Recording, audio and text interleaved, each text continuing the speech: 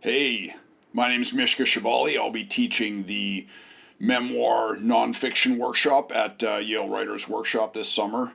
I'm excited to teach because I find that the workshop is where we really find that's where the rubber meets the road.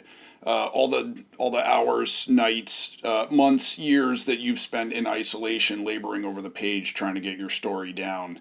This is where we see what works and what doesn't.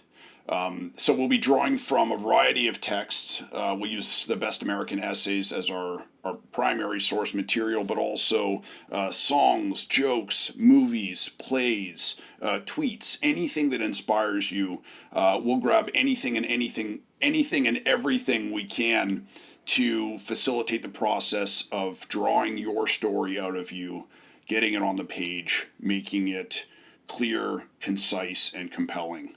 If you're interested in learning more, check out summer.yale.edu.